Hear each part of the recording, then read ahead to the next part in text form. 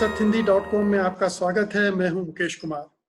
दोस्तों, हम पिछले कुछ दिनों से ये सिलसिला चला रहे हैं कि आपको अलग अलग देशों में, उन देशों की अलग अलग जगहों पर ले जाकर बताएं कि जो कोरोना महामारी है उसका असर वहां पर क्या है, कैसा है, वहां के लोग कोरोना से कैसे निपट रहे हैं, वहां की सरकारें, वहां का प्रशासन किस तरह के उपाय कर रहा है या नहीं कर पा रहा है, किस तरह की जद्दोजहद वहां के लोगों के सामने उपस्थित हो गई है। और इसी सिलसिले में बातचीत करने के लिए आज मेरे साथ हैं मेम्फिस, अमेरिका से डॉक्टर सुभाष झा। डॉक्टर सुभाष झा वहाँ प्रोफेसर हैं यूनिवर्सिटी ऑफ मेम्फिस में। उसके पहले वो शिकागो में थे, रहने वाले वो हिंदुस्तान के हैं। मेम्फिस में आपको बता दूं कि अमेरिका के दक्षिणी हिस्से में है और ये अमेरिका का 18वां सबसे बड़ा शहर है, यानी अच्छा खासा बड़ा शहर है। और अभी मुझे डॉक्टर सुभाष ने बताया कि वहाँ भारतीयों की आबादी भी अच्छी खासी है। तो आइए बातचीत का सिलसिला शुरू करते हैं। सबसे पहले डॉक्टर सुभाष ये बताइए कि आपके इलाके में कोरोना का कितना प्रभाव है, कितने पैमाने पर वहाँ पर कोरोना से संबंधित मामले मिल रहे हैं, कितना आतंक है, दहशत है लोगों में इसकी। मुकेश जी, सबसे पहले मैं आपको धन्यवाद देना चाहूँगा कि आपने मुझे इसके लिए आमंत्रण किया, और मैं खुश भी हूँ और दुखी भी हूँ, क्योंकि मुझे इस विषय पे बात करना है जिससे सारी दुनिया जूझ रही है। और अमेरिका एक ऐसा देश रहा है जिसने सारी दुनिया का मार्गदर्शन किया है बहुत सारी चीज़ों में, लेकिन आज अगर हम देखें तो अमेरिका इन सारे मामलों में बहुत पीछे हो गया। कोरोना की महामारी ने अमेरिका पे बहुत ही भयावह तरीके से प्रकोप डाला। जहां हम लोग के हैं हिसाब से तो नंबर 1 है अमेरिका। सबसे ज्यादा जी केसेस वहां मिल रहे हैं, सबसे ज्यादा कैजुअलिटी वहां हुई है। तो निश्चित रूप से ये अमेरिका के लिए उपलब्धि तो नहीं है, ये कहना चाहिए कि एक धब्बा है अमेरिका के इतिहास में। जी। और ये आपको लगेगा कि ऑब्वियसली हमें जो ऐसा प्रतीत होता है, मैंने कोई रिसर्च तो इस पे किया नहीं है, लेकिन जो हमने देखा है, जो लीडरशिप है, जो नेतृत्व कर रहे हैं लोग, कुछ ना कुछ खामियां उन्हीं में ही है जिसके कारण से आज अमेरिका की स्थिति ये बनी हुई है। हम लोग हमेशा सोचते थे कि अमेरिका मार्गदर्शन करेगा इन सारी चीजों के लिए, लेकिन ऐसा नहीं हुआ। जो साइंस पे ज्यादा विश्वास करने वाली देश, हमेशा हम लोग मानते थे कि साइंटिफिक फैक्ट्स को लेकर के अमेरिका अपने विकास का बात करता है, वो ऐसा नहीं हुआ। साइंस पे लोगों ने विश्वास ही नहीं किया, और उसके लिए मैं ये भी मानूंगा कि यहाँ की जनता भी जिम्मेवार रही है। मैं हमेशा सोचता हूँ कि दो चीजें जो हैं यहाँ की जनता को बड़ी तरह से परेशान की है। एक एरोगेंस, जिसको अहंकार के रूप में हम लोग मानते हैं, और एक इग्नोरेंस। लोगों को पता ही नहीं चला कि किस तरह से ये महामारी उनके घरों में घुसती चली जा रही है, और बहुत समय तक उन्हें ये लगा कि ये कुछ है नहीं, हमें कुछ होगा नहीं। ऐसा इस तरह से माहौल बना दिया गया सरकार की तरफ से। लेकिन जब हुआ तो इतनी ज्यादा रूप से स्प्रेड हुआ, हर जगह पे ये फैल गया। हमारे मेम्फिस में अभी हमें पता चला है, सेल्बी काउंटी है जिस काउंटी में हम लोग रहते हैं, वहां प्रत्येक दिन, कल का डेटा था, वो था 6000 के आसपास इन्फेक्टेड हुए हैं एक दिन में। और ये हम लोग सोच रहे थे कि ये कर्व को फ्लैटन कर पाएंगे, लेकिन ऐसा नहीं हुआ है। फ्लैटन नहीं कर पा रहे। हर दिन जो है संख्या बढ़ती चली जा रही है, मरने वालों की संख्या भी बढ़ी है। मुझे आश्चर्य है कि ऐसा क्यों नहीं किया जा रहा है। एक हफ्ता पहले मुझे पता चला कि यहाँ के मेयर ने, जो सेल्बी काउंटी के मेयर हैं, उन्होंने ये घोषित कर दिया कि सभी व्यक्ति को मास्क पहनना ही पड़ना है। जो भी बाहर निकलेंगे उन्हें मास्क पहनना पड़ेगा, और अगर आप जाते हैं किसी भी स्टोर में और आप नहीं पहनते हैं तो स्टोर वाले आपको अंदर नहीं आने देंगे। जो मुझे लगता है एक बहुत अहम कदम था, और अमेरिका के बारे में बल्कि ये कदम तो 4 महीने पहले ले लिया जाना चाहिए था। अब अगर जी उठाया जा रहा है, 4 ये बहुत ही दुविधा वाली स्थिति रही कि फेडरल गवर्नमेंट बोलते रहे हमेशा, जो फेडरल गवर्नमेंट के हमारे जो प्रेसिडेंट आते थे और उनके साथ जो डॉक्टर आते थे, वो बोलते थे कि हमारे पास कोई भी साइंटिफिक एविडेंस नहीं है जिसके आधार पे हम कह सकें कि आप मास्क पहनेंगे तो आप सुरक्षित रहेंगे। पहले ये कहा जाता था। आप बहुत सारे उनके इंटरव्यूज में भी देखे होंगे कि वो सारे लोग विदाउट मास्क आते थे। आपके डोनाल्ड ट्रंप साहब बिना मास्क के घूम रहे थे। वही वही बताना चाह रहा हूं मैं कि वो जो हमारे प्रेसिडेंट हैं वो विदाउट मास्क आते थे, तो वो मैसेज ही उन्होंने ऐसा दिया कि मास्क पहनना जरूरी नहीं है। लेकिन शुरू से ही आप देखेंगे जिन देशों ने इस पे काबू किया, जैसे जापान के बारे में लोग बोलते हैं, तो जापान आप जानते ही होंगे कि जापान में ये हैबिट है कि मास्क पहन करके लोग बाहर निकलते हैं। ऐसा नहीं कि कोरोना से के दौरान ऐसी हैबिट बनी उनकी, ये हैबिट उसके पहले भी थी। तो झा साहब ये बताइए कि जब ये सब हो रहा है तो अब लोगों में कितनी जागरूकता, क्या लोगों में घबराहट है, क्या चिंता है, और सावधानी अब बरत भी रहे हैं कि नहीं बरत रहे हैं, कि अभी भी वही खुला खेल चल रहा है? क्योंकि हमने तो बहुत सारे शहरों में देखा है कि लॉकडाउन भी नहीं किए गए, लोग सी बीच पर भी जा रहे हैं, जश्न भी मनाया जा रहा है, तो वहां इतनी छूट दे दी गई कि उसके नतीजे इसी रूप में सामने आने थे। देखिए, एक बहुत बड़ी बात है। मैं भारत से हूं तो मैं भारत को देख पाता हूं। जब मैं कंपैरिजन करता हूं तो चाइना के दोस्तों से भी मेरी बातें हुई, तो चाइना में क्या हुआ, लॉकडाउन का मतलब ये था कि पूर्ण रूप से आपको लॉकडाउन कर दिया गया। वहां जो मुझे पता चला मेरे मित्र के द्वारा, सब्जियां भी आपको गवर्नमेंट आकर के घर पे पहुंचाती है। और अगर आप घर से बाहर निकलते हैं तो उनके पास मैसेज जाएगा कि आप घर से बाहर क्यों निकल रहे हैं, और उस पे आपको कंट्रोल करेगा वो गवर्नमेंट। लेकिन भारत ऐसा देश या अमेरिका ऐसा देश, अमेरिका में हम ये नहीं बोलेंगे कि संसाधन की कमी रही, ऐसा किया जा सकता था, लेकिन डेमोक्रेटिक होने के कारण लोगों की स्वतंत्रता पे आघात ना पहुंचे, उसको देखते हुए ये सारे कदम उठाए ही नहीं गए। जो लेकिन डेमोक्रेटिक कंट्रीज थी वहां भी देखिए, जर्मनी में कितने अच्छे ढंग से हैंडल किया गया, साउथ कोरिया ने कितने अच्छे ढंग से हैंडल किया, और भी कई कंट्रीज हैं जहां पर ये समझदारी के साथ इसको डील किया गया, क्योंकि इसको सीरियसली लिया गया। जिन देशों ने सीरियसली नहीं लिया वहां हालात बिगड़ते चले गए, चाहे वो ब्रिटेन ले लें, आप इटली ले लें, ब्राजील का देखिए बोल्सोनारो किस तरह से बिहेव कर रहे हैं, जिसकी वजह से वहां इस पैमाने पर बढ़ता चला गया। तो अब मुझे थोड़ी सी जानकारी साहब अपने इलाके की दीजिए कि वहाँ किस तरह का माहौल है, किस तरह के लोग इस कोरोना काल में जी रहे हैं, कितने अंदर से डरे हुए हैं, कितना डिप्रेशन है, लोगों के जॉब चले गए होंगे, आर्थिक गतिविधियां ठप होंगी, क्या माहौल है वहाँ? बहुत उदास हैं लोग। देखिए, उदासी तो है, ये मानेंगे हम, लेकिन एट द सेम टाइम मुझे ये भी दिखता है जो यूथ है वो खुला घूमते हैं। मैंने बहुत सारे ऐसे जगहों पे देखा जहां पे भी वो लोग मास्क पहन ही नहीं रहे थे। उनकी सुंदरता दिख नहीं रही थी लोगों को, इसलिए वो नहीं पहनना चाहते हैं, या उनको लगता है ऐसा कि उनके स्वतंत्रता पे आघात है मास्क पहनना। तो लोगों ने, आपने ये सुना भी होगा, बहुत सारे ऐसे स्टेट्स में लोगों ने विरोध किया कि हम मास्क नहीं पहनेंगे। उसके लिए उन लोगों ने एक जलसा भी निकाला, कहा कि नहीं, मास्क हम नहीं पहनेंगे, जो गलत है। क्योंकि अगर आप फूड के लिए कुछ करना चाहते हैं तो आपको ये सोचना होगा कि मेरे मास्क नहीं पहनने से दूसरे को क्या आघात हो रहा है। और आपने भी डेटा देखा होगा, यहाँ की जो डेटा रही है, या कोरोना से जो ग्रसित लोग रहे हैं वो ज्यादा बूढ़े लोग रहे हैं। जो एल्डरली थे उनको ज्यादा आघात हुआ, और नेचुरल है कि उनकी इम्यून सिस्टम कमजोर होती है, जिसके कारण से वो आघात। तो ये डेटा तो निकल गई थी मार्केट में। तो एक जो डेटा और आया है जिसमें सामाजिक स्तर पर देखा गया है और ये पाया गया है कि सबसे ज्यादा असर किया है काले लोगों पर।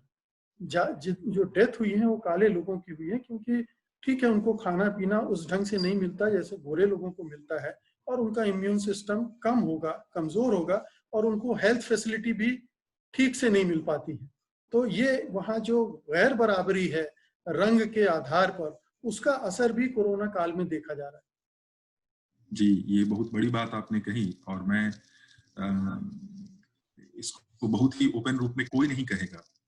गवर्नमेंट को शुरुआती दौर में ही पते चल गए थे कि कौन से लोग हैं जो अफेक्टेड हो रहे हैं इन सारी चीजों से। जब उन्हें पता चला कि ब्लैक अफ्रीकन जो हैं वो ज्यादा अफेक्टेड हो रहे हैं इनसे, तो गवर्नमेंट का कोई इनिशिएटिव ही नहीं हुआ इस पे।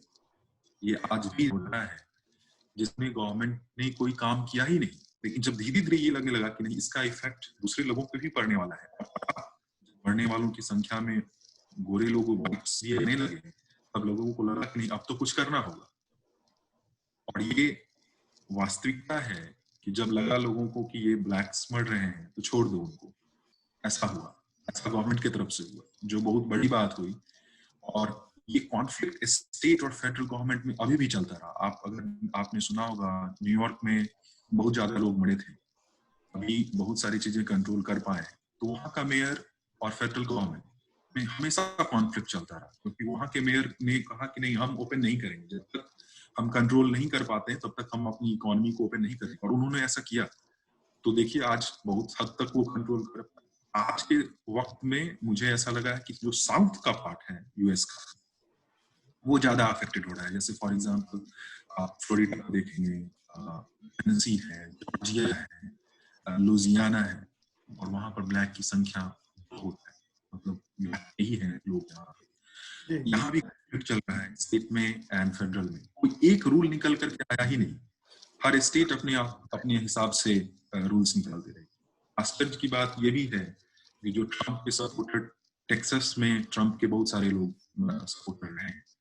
आज के डेट में ऐसा है कि टेक्सास स्टेट में ज्यादा आईसीयू बेड्स हैं ही नहीं, तो वहां से कल का मैं न्यूज देख रहा था कि वहां से लोगों को दूसरे स्टेट पे भेज दिया जा रहा है, हेलीकॉप्टर रखा जा रहा है और वहां से भेज दिया जा रहा है दूसरे स्टेट में, जो अगर आईसीयू बेड्स हैं तो वहां भी स्थिति बहुत गंभीर है, क्योंकि कंट्रोल किया ही नहीं गया शुरुआती दौर में। तो ये तो चिंता की विषय है ही। और जॉब्स के देखिए 6 महीने तक, मुझे याद है कि यहाँ पे यूनिवर्सिटीज वगैरह 20 मार्च के आसपास, हार्वर्ड एंड एमआईटी ने तो बहुत पहले ही बंद कर दिया था, लेकिन जनरली जो दूसरे यूनिवर्सिटीज थे 20 या 21 मार्च के आसपास बंद कर दिए गए, अभी भी बंद है। फॉल में जो अगस्त में खोलने की संभावना बन रही है, लेकिन अगर हम सफलता की बात करें, लाइक कंट्रोल की बात करें, वो हर जगह पे उस तरह से कंट्रोल नहीं हो पाया कोरोना वायरस के इफेक्ट को, नहीं कर पाए। लोगों ने सेक्रीफाइस किया, लॉकडाउन में रहे, लेकिन सारे लोगों ने सेक्रीफाइस नहीं किया। हम एक्सपेक्ट कर रहे थे कि सारे लोग सेक्रीफाइस जी, करें। बेरोजगारी के बड़े आंकड़े आए, बहुत बड़े पैमाने पर लोग बेरोजगार हुए, लोगों ने जॉब के लिए अप्लाई किया। क्या हुआ उनका? उनको काम मिला, उनको भत्ते मिले? इस संकट काल के दौरान उनको आर्थिक मदद सरकार की तरफ से दी गई या नहीं? देखिए, ये तो मैं कहूंगा कि ये आर्थिक सहायता दी गई, क्योंकि हमें भी आर्थिक सहायता मिली एक स्टिमुलस चेक के रूप में। यहाँ पर लोगों को, हर व्यक्ति को $1200 परिवार में दिया जाता था और 1 महीने के लिए दिया गया था। लेकिन वो समस्या का समाधान नहीं था, क्योंकि जब आपके जॉब चले जाते हैं तो आप क्या करेंगे। और बहुत सारे ऐसे जॉब्स हैं अमेरिका में जो टेम्पररी रूप में आप करते हैं। इमेजिन करिए कि आप स्टोर में काम कर रहे हैं, स्टोर ही बंद कर दिया गया, तो क्या करेंगे आप? आपके पास जॉब नहीं है। मान लीजिए जिम में आप काम कर रहे थे, आपके पास जॉब नहीं है। ऐसे बहुत सारे जगह थे जहां पर होटल इंडस्ट्री हाईली अफेक्टेड था, क्योंकि कोई लोग गया ही नहीं। टूरिस्ट का जो भी आप टूरिज्म का आप इंडस्ट्री देखते हैं वहां पे हाईली अफेक्टेड, तो वहां के लोगों को तो जॉब चले गए हम उनके हाथ से, तो उनके लिए तो बहुत बड़ा संघर्ष रहा। तो यहाँ पर लेकिन कुछ मैकेनिज्म्स को लोगों ने डेवलप किया। इमेजिन करिए कि घर का आप ईएमआई पे कर रहे थे, तो आपके पास जॉब नहीं है तो ईएमआई नहीं पे कर पाएंगे। तो यहाँ की जो मॉर्गेज कंपनियां हैं, उन्होंने ये सुविधाएं प्रदान की, जिसमें ये बोला गया कि अगर आप अफेक्टेड हैं कोविड से, तो आप मुझे बताएं और आपका जो ईएमआई का टाइम पीरियड है उसको हम बढ़ा देंगे। जब तक आपको जॉब नहीं मिलता है, तब तक हम इस महामारी से उबरते नहीं है, तब तक आप न पे करें। तो बहुत सारी चीजें की गई, लेकिन ऐसी नहीं थी ना, कब तक करेंगे आप? ये भी विषय रहा हमेशा कि कब तक करेंगे। जैसे अभी भी कंट्रोल नहीं हुआ है, तो अब कब तक आप ऐसा करते रहेंगे? देखिए, अमेरिका तो इतना समृद्ध देश है, वो तो कम से कम कुछ समय अपने नागरिकों की मदद कर ही सकता है। हिंदुस्तान का समझ में आता है कि वो गरीब मुल्क है, इसके बावजूद कोशिश की जा रही है, यहाँ डिलीवर नहीं हो रहा, बात अलग है। जितनी अपेक्षा की जा रही है सरकार से वो भी पूरी नहीं हो रही, ये भी सही बात है। जितना सरकार कर सकती है वो भी नहीं कर रही है, ये भी सही बात है। लेकिन अमेरिका का मामला दूसरा है। अमेरिका से उम्मीदें पूरी दुनिया करता है कि वो इतना समृद्ध देश है कि अपने नागरिकों की हिफाजत करेगा, उनकी मदद करेगा। अगर आप कह रहे हैं कि अमेरिका में केवल 1 महीने मदद दी गई और उसके बाद फिर कोई मदद नहीं है, तो ऐसे लाखों लोग होंगे जो मुश्किलों में फंस गए होंगे। बुरी तरह से फंसे यहाँ पे। और एक और स्टिमुलस चेक की लोग बात कर रहे हैं कि नेक्स्ट मंथ के आसपास आने वाला है। लेकिन ये स्टिमुलस चेक, आप सोचिए कि वो स्टिमुलस चेक एक सॉल्यूशन हो ही नहीं सकता है। अगर हर महीने भी गवर्नमेंट दे देगी तो क्या होगा? अगर हम कंट्रोल नहीं कर पा रहे हैं, हमें इस वक्त तक कंट्रोल कर लेना चाहिए था। 6 महीने का वक्त बहुत बड़ा वक्त होता है, लेकिन अभी भी हम लोग संघर्ष कर रहे हैं। अभी भी आप देखिए यूनिवर्सिटीज की स्थिति जो है वो भी खराब होती चली जा रही है, क्योंकि स्टूडेंट्स नहीं इनरोल होंगे तो यूनिवर्सिटी कैसे चलेगी? गवर्नमेंट ने यूनिवर्सिटीज के लिए तो कोई फंड दिया ही नहीं जिसके कारण यूनिवर्सिटी चल सके। या क्योंकि मैं यूनिवर्सिटी से जुड़ा हुआ हूं इसलिए मैं बता रहा हूँ, या बहुत सारे ऐसे क्षेत्र हैं, हॉस्पिटैलिटी इंडस्ट्री के बारे में बात करें, अगर होटल काम ही नहीं करेगा तो वो अपने एम्प्लॉय को कैसे पैसा देगा? कोई जा ही नहीं रहा है वहां पे, तो एम्प्लॉय ऑब्वियसली अनएम्प्लॉयड हो गए। एक होटल में सिर्फ अब आज के डेट में सिर्फ एक आदमी काम कर रहा है, अगर एक रूम लेते हैं तो वही। इनफैक्ट हाउस कीपिंग तो है ही नहीं बहुत सारे होटल्स में। मजबूरी में जब ट्रांजिशन कर रहा था तो मुझे एक होटल में रहना पड़ा और देखा कि हाउस कीपिंग की तो व्यवस्था ही नहीं है, सिर्फ एक आदमी आप। जी, थोड़ा सा रोशनी इस पे डालिए कि दुनिया भर में कहा जाता है कि हेल्थ सिस्टम अच्छा है, जो अच्छे संपन्न देश हैं, यूरोप के देश हैं, अमेरिका में भी अच्छा हेल्थ सिस्टम होना चाहिए। यूरोप में तो सोशल सेफ्टी के तहत आपको मेडिकल फैसिलिटीज फ्री दी जाती हैं, लेकिन अमेरिका में तो सारा प्राइवेटाइज है, तो वहाँ इतना आसान नहीं है। तो क्या लोगों को मेडिकल एड मिल पा रही है सही समय पर और पर्याप्त मात्रा में? देखिए, यहाँ जो भी लोग हैं उनके पास हेल्थ इंश्योरेंस होगा। हाल ही ओबामा ने ये बहुत बड़ा कदम था, ओबामा केयर करके था जो अभी भी चल रहा है। उसके अनुसार जो गरीब लोग हैं वो भी इंश्योर्ड थे। जैसे अगर हम अपनी बात करें तो हम लोग इंश्योर्ड थे यूनिवर्सिटीज के थ्रू। उसकी चिंता हमें नहीं थी कि अगर हमें होता है तो क्या हम बच पाएंगे या नहीं बच पाएंगे, या हेल्थ फैसिलिटीज हमें मिलेंगी या नहीं मिलेंगी, क्योंकि हर लोग उस तरह से ही यहाँ पे इंश्योर्ड है। परंतु यहाँ पे ये विषय है कि अगर हॉस्पिटल में 100 बेड्स हैं आईसीयूज के, और उनके पास अगर डिमांड हो जाए मान लीजिए 200 का, तो कैसे फुलफिल करेगा हॉस्पिटल? क्या और ऐसा वो हुआ है स्थिति वहाँ? क्या हाँ हुआ डिमांड है। यस, अवेलेबिलिटी से ज्यादा हो गई है? न्यूयॉर्क में ऐसा हुआ। न्यूयॉर्क में इंटरेस्टिंग है, आपने देखा भी होगा कि वहां नेवल एजेंसीज से मदद ली गई। और नेवल एजेंसीज में क्या हुआ कि जो उनके जो शिप्स थे, जो एम्बुलेंस टाइप के जो जहाज होते हैं, उसकी मदद से लोगों को आईसीयूज में वहां डाला गया। आज कल का खबर है टेक्सास में कि वहां 99% ICUs beds are filled, like full है। तो वहां के लोगों को हेलीकॉप्टर से दूसरे स्टेट्स में ले जाया जा रहा है बचाने के लिए, जो बहुत बड़ी बात है कि स्टेट बिल्कुल। जो है आज के डेट में बोल रही है कि अब मेरे पास उतनी है ही नहीं आईसीयू बेड्स जिसपे मैं अपने लोगों को बचा सकूं, सो उनको भेजा जा रहा है। मतलब इस तरह की महामारी के लिए अमेरिका बिल्कुल भी तैयार नहीं था, सोचा भी नहीं गया था। हालांकि ये सारी रिपोर्ट सामने आई हैं, बुश के समय में पूरी योजना बनी थी जिसको ट्रंप ने दरकिनार कर दिया था और उस पर काम रोक दिया था। तो अब ये एक लेसन है सभी देशों के लिए, अमेरिका के लिए भी, कि इस तरह की पेंडेमिक के लिए तैयारी होनी चाहिए। अंत में डॉक्टर झा, मैं आपसे जानना चाहूंगा कि आप जिस शहर में रह रहे हैं वहाँ इंडियन कम्युनिटी अच्छी खासी तादाद में है। उन कम्युनिटी के बारे में क्या हाल है? उनको क्या उसी तरह से वो इस महामारी से जूझ रहे हैं जैसे दूसरे समुदाय हैं, या उनकी अलग मनोदशा है, अलग ढंग से वो देख रहे हैं क्योंकि बाहर से आकर बसे हैं, तो वो उनकी मानसिकता क्या है? मुझे लगता है कि वो ज्यादा डरे हुए हैं मुकेश जी। और मैं अपनी भी बात करूंगा, मैं भी डरा हुआ हूँ। तो हम लोग जाते ही नहीं है, हम लोग बहुत सारी चीजें जो है वो ऑनलाइन के थ्रू ही खरीद लेते हैं, क्योंकि आपको अपने जीवन के लिए तो खाने की चीजें चाहिए। मंदिर जाया करते थे हम लोग, वो हम लोगों ने बंद कर दिया जाना, क्योंकि ऑब्वियसली आप इस तरह की कोई भी सोशल इंटरेक्शन आप करेंगे तो उससे अफेक्टेड होने के चांसेस हैं। जो बूढ़े लोग हैं वो निकल नहीं रहे हैं एकदम, उनको मदद पहुंचाया जा रहा है, उनके जो रिलेटिव्स हैं या जो उनके और जो भी लोग हैं वो खुद जाकर सब्जियां उनको देते हैं या ऑनलाइन वो मंगवा लेते हैं। तो ऐसी है, भारतीय जो हैं या दूसरे मुल्क के लोग जो हैं वो ज्यादा सतर्क हैं, ज्यादा डिसिप्लिन्ड हैं कंपेयर टू यहाँ के लोग, जो उनको मुझे लगता है कि वो जो इंडिपेंडेंस की जो बात आती है ना, इंडिविजुअलिस्टिक इंडिपेंडेंस, हम लोग सोसाइटी के रूप में डेवलप होकर के अपनी स्वतंत्रता को देखते हैं ना, लेकिन यहाँ पर वैसी स्वतंत्रता देखी नहीं जाती। मुझे जो ऐसा अध्ययन मुझे दिखा गया है, लोग अपनी इंडिविजुअलिटी गेन करना चाहते हैं, तो उसके दौरान सारी चीजें हो रही हैं जो भयावह के रूप में देखी गई है, और उसका परिणाम भी सब लोगों ने देखा है कि आज अमेरिका पे लोग हंस रहे हैं क्योंकि वो ऐसा नहीं कर पाया जैसा लोगों को एक्सपेक्टेशन था। आपकी जो इंडियन कम्युनिटी है उनमें आपस में मदद करने का कोई सिलसिला चल रहा है, कोई संगठन, कोई आपस में कुछ इस तरह का एक नेटवर्क बनाया गया हो कि जिनकी जो मुसीबत ज़दा है उनकी मदद की जाए, कुछ ऐसा प्रयास आप है?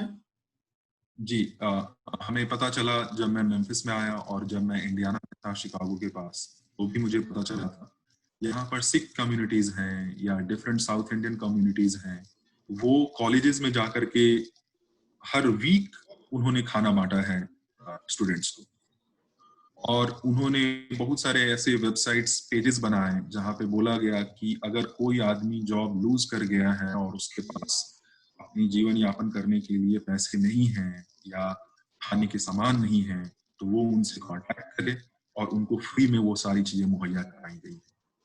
और मंदिर भी ऐसा कर रहा है यहाँ का, और बहुत सारे ऐसे संगठन लोगों ने क्रिएट किया हुआ है। जैसे हम जानते हैं कि बिहार एंड झारखंड का एक कम्युनिटी है, उस पे भी लोग ऑनलाइन के थ्रू बात करते हैं। अगर आपकी जरूरत है तो आप उनको बताएं और वो आपको मदद करेंगे। तो ऐसा यहाँ किया गया है। चलिए, ये तो बहुत अच्छी बात है कि जो भारतीय समुदाय हैं आपस में एक दूसरे के साथ जुड़े हुए हैं, मदद कर रहे हैं। बहुत अच्छा लगा आपसे बात करके डॉक्टर सुभाष, आपने बहुत अच्छी जानकारी दी और बहुत बेबाक होकर आप बोले कि अमेरिका में जो स्थितियां हैं, परिस्थितियां हैं, वहाँ किस तरह से बिगड़ी हुई हैं और कहना चाहिए कि नियंत्रण से बाहर हो रही हैं। और इसमें फेडरल गवर्नमेंट और प्रेसिडेंट डोनाल्ड ट्रंप की जो भूमिका है वो आपने रेखांकित की कि जो शुरू में लापरवाहियां की गई वो लगातार महामारी को बढ़ाने में योगदान देती रही और आज तमाम नागरिकों की जानें दांव पर लगी हुई हैं। अंत में बिल्कुल संक्षेप में अगर कोई बात आप जोड़ना चाहते हैं डॉक्टर सुभाष, तो आप जोड़ सकते हैं 1-1.5 मिनट में। मुझे लगता है कि देखिए, कंट्रोल तो होगा और इसका असर प्रेसिडेंट पे भी पड़ा है, और कंट्रोल के मैकेनिज्म्स ये हैं कि मास्क पहने आप, और सारे जो इक्विपमेंट्स यहाँ पर आपने हमेशा बोला ही है और हम लोग भी जानते हैं, संसाधन की कमी नहीं है, यहाँ मैनेजमेंट सही से नहीं, लोगों की नेतृत्वता पे लोगों ने शक किया। तो आज के डेट में फेडरल गवर्नमेंट ने भी बोला कि अच्छा, स्टेट जो अब करना चाहती है वो करे। तो अगर स्टेट पे आप छोड़ देंगे तो स्टेट कर लेगी ये काम, अच्छे से कर लेगी, और जो ऐसा हो रहा है, मुझे ऐसा लग रहा है। तो कंट्रोल तो होगा लेकिन वक्त लग रहा है। वैक्सीन की भी बात हो रही है कि नेक्स्ट फ्यू मंथ्स में आ जाने की संभावना है, और अगर ऐसा सक्सेसफुल हुआ तो सारे लोगों को वैक्सीन दिया जाएगा। जी चलिए, वैक्सीन का इंतजार तो पूरी दुनिया कर रही है और हिंदुस्तान भी बिल्कुल सांस रोके इंतजार कर रहा है कि वैक्सीन आए तो जीवन सामान्य हो, हम लोग भी बाहर निकलें, मिलने जुलने का सिलसिला शुरू हो। बहुत बहुत शुक्रिया डॉक्टर झा, इस बातचीत में हिस्सा लेने के लिए आपका धन्यवाद। आपसे बातचीत होती रहेगी बीच बीच में विभिन्न विषयों पर, तो बड़ा सुखद रहा कि आपसे संपर्क हुआ और आपसे आज बातचीत हुई। धन्यवाद आपका। सत्य हिंदी के और वीडियोस को देखने के लिए हमारे YouTube चैनल को सब्सक्राइब करें और सीधे नोटिफिकेशन पाने के लिए बेल आइकन दबाएं।